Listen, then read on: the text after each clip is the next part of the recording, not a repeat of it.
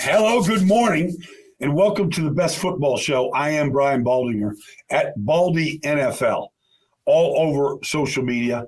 A lot of people are following, a lot of people, whether it's Facebook or Instagram or X or TikTok. I got videos up on all those platforms. You can download this free Audacy app and like this show, follow this show, the best football show. So today is Thursday. It's April 10th. All right, we are exactly 2 weeks away from the start of the 2025 draft in Green Bay, Wisconsin.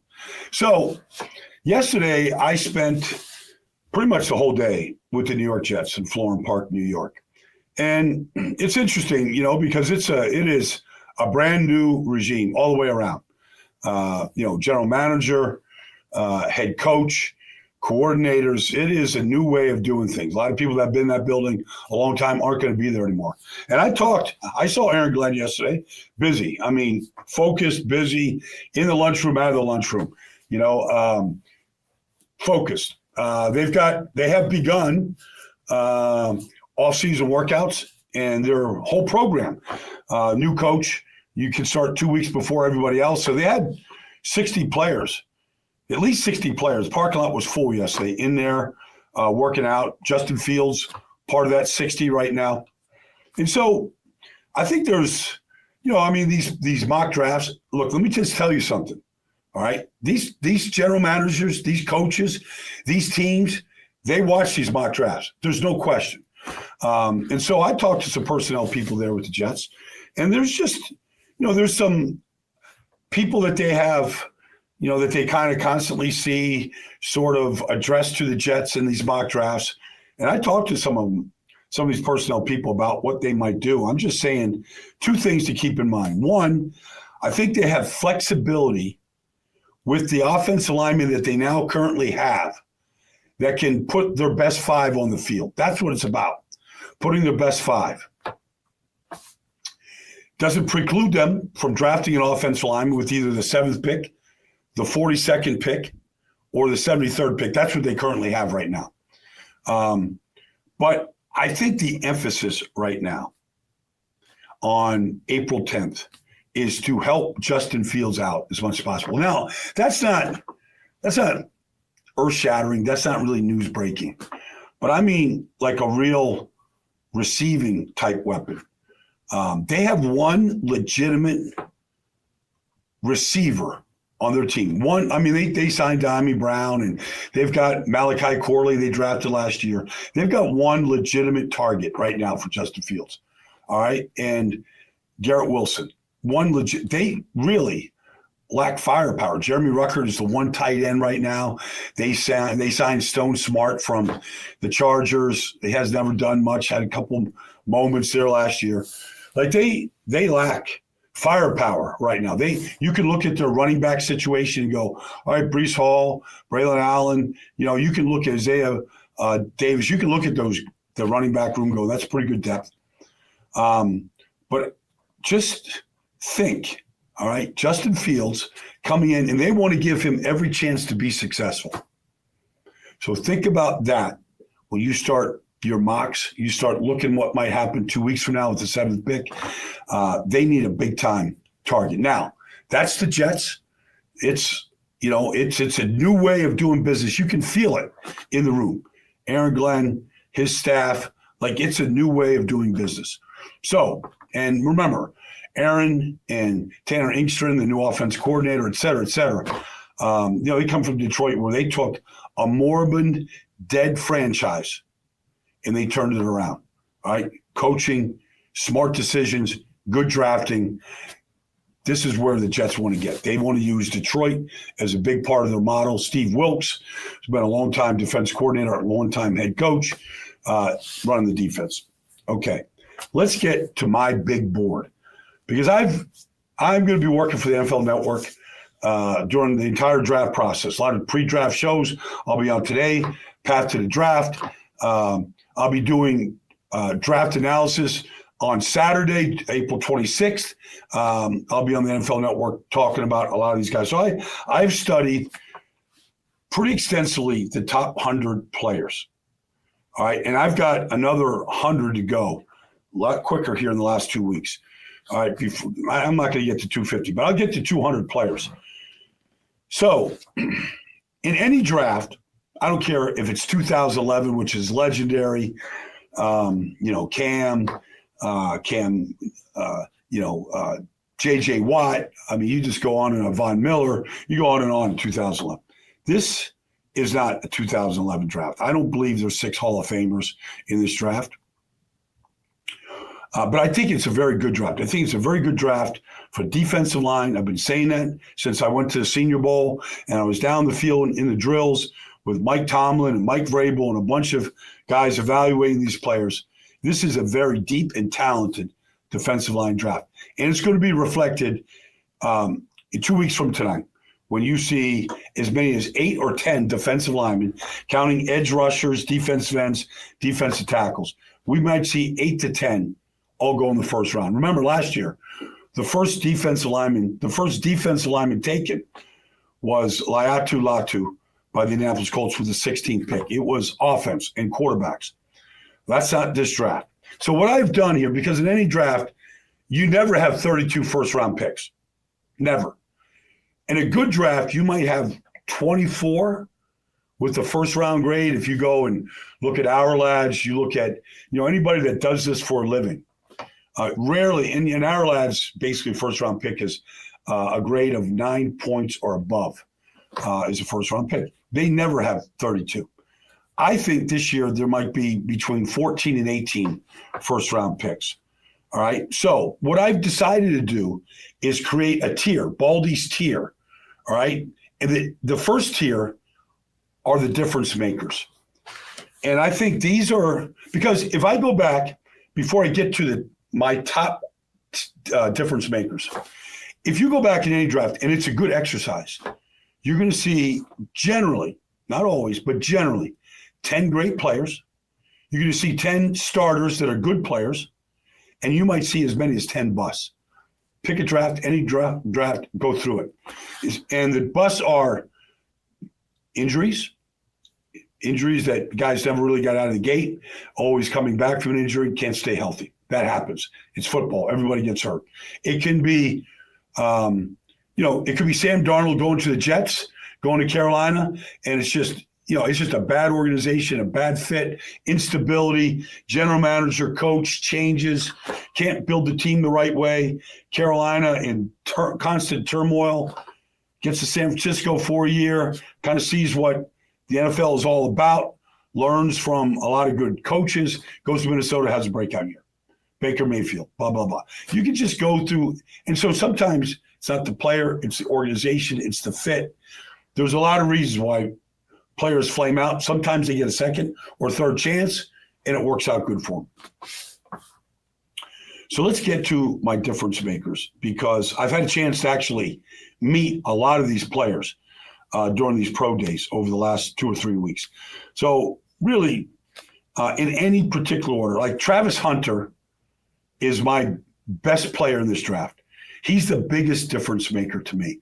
And I'll be surprised if Cleveland, picking number 2, doesn't take Travis Hunter. This is because I think the day one Travis Hunter improves 2 positions for your football team. He's going to improve your receiver position and your passing game, and he's going to improve your defense. There's no other player like this. There's no other comp. In fact, I was at Travis Hunter's I was at Colorado last Friday, April 4th, and Champ Bailey came up to me. When Champ Bailey came out of Georgia, he wasn't quite Travis Hunter, but he was a dual threat player that could play both ways and did for a little bit in this league, became a Hall of Fame defensive back, kind of moonlighted a little bit on offense, but not much. Travis Hunter is built for this, and it starts with his conditioning level. The guy just simply doesn't fatigue. You go back to his first game ever at Colorado, at TCU. TCU coming off a national championship loss the year before to Georgia. The team has got a lot of good players. He goes into Fort Worth on September 2nd.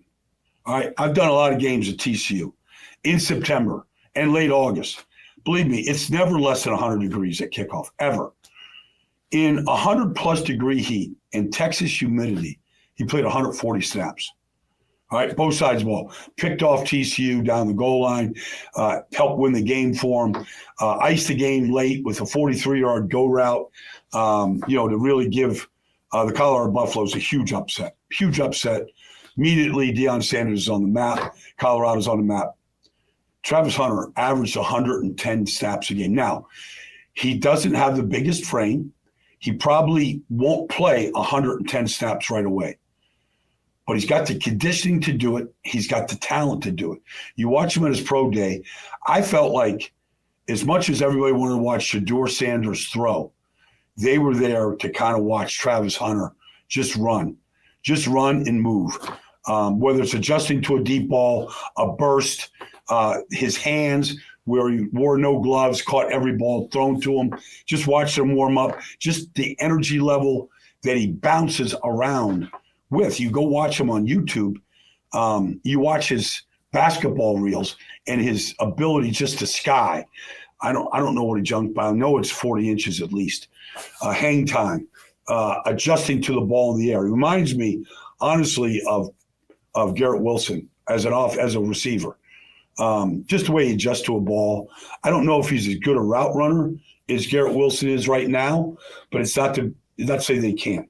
But he could start as your wide receiver. He can play defense in any package. You want to go out there in a 2-minute drill and put 3 receivers out there in the field, Travis Hunter's going to be out there covering the receiver. You want to, end of the game, you want to, keep them out of the end zone, Travis Hunter's out there. So I think he can start either way. My next player is Abdul Carter. I saw Abdul, got a chance to meet him 2 weeks ago at Penn State. His agent is a good friend of mine. I've known him a long, long time. Had the introduction, had the interview, spent the day with him. He is a bona fide playmaker. I talked to James Franklin at Penn State about him. Honestly, he really wanted to play linebacker.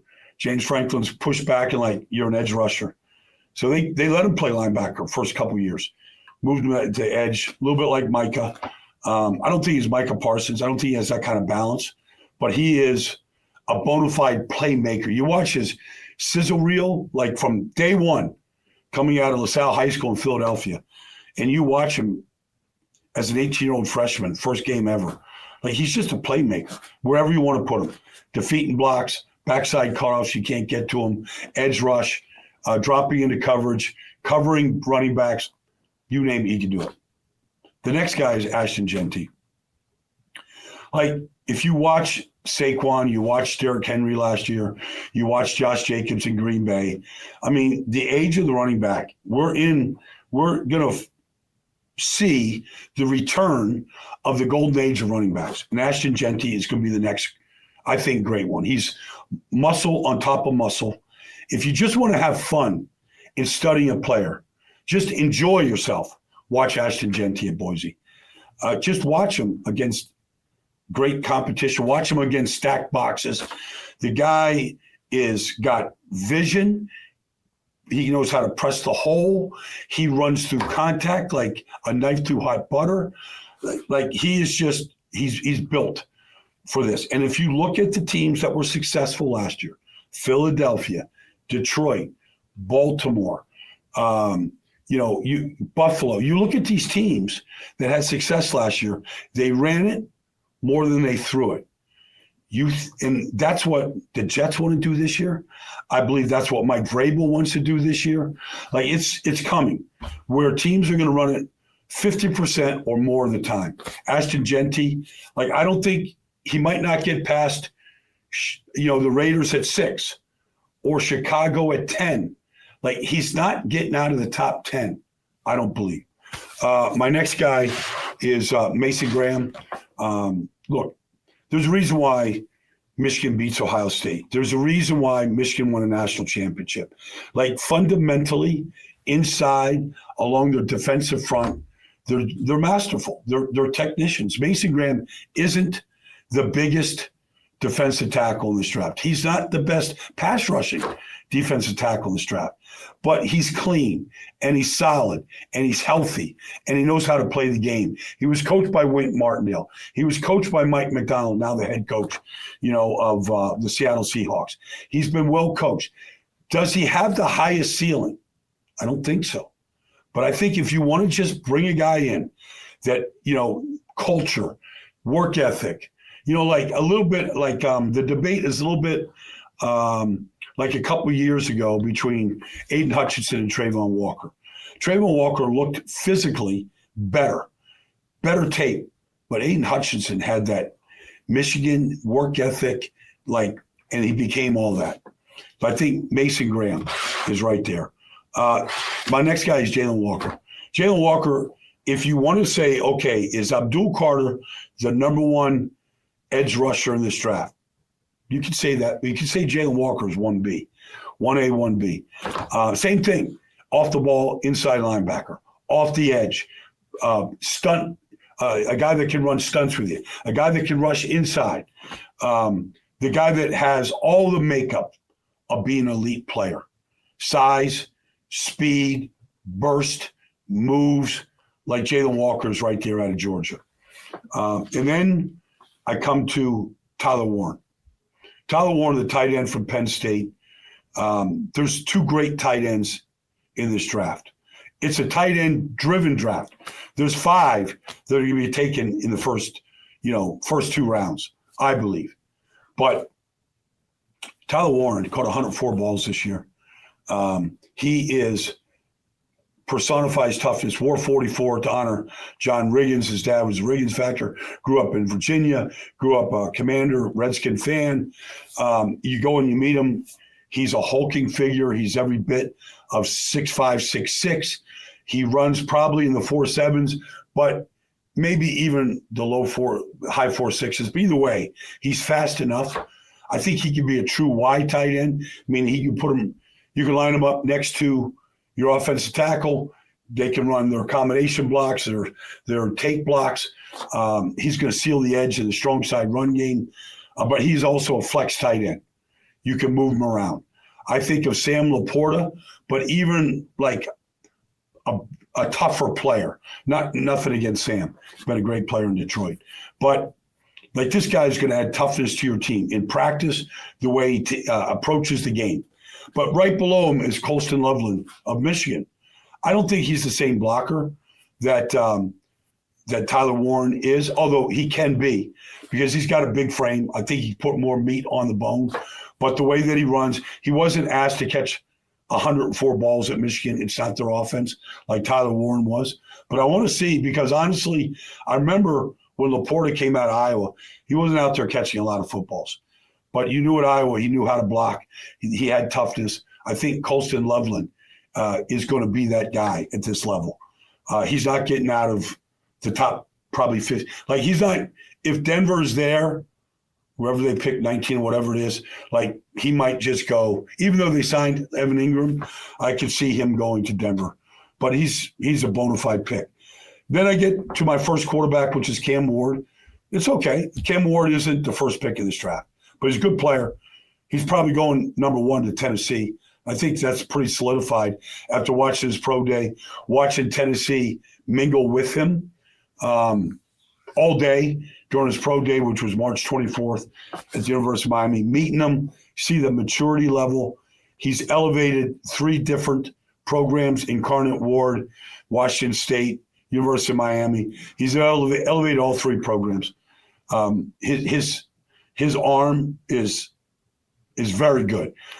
It's not exceptional, but it's very good. It's not Josh Allen, it's not Patrick Mahomes, but it's very, very good. He can really torque the ball. He's got a lot of twitch to him. He can extend plays. That's that. My next player is Jihad Campbell from Alabama. I remember being at the Combine on Thursday. It was either Thursday night or Friday night. I think it was Friday night. Watching the linebackers. Jalen Walker did not work out at the Combine, but Jihad Campbell did. And, he ran a 4.52 at 245 pounds. He can rush the passer off the edge. He can be your starting inside linebacker. Can it be Roquan Smith? I think he can be that guy.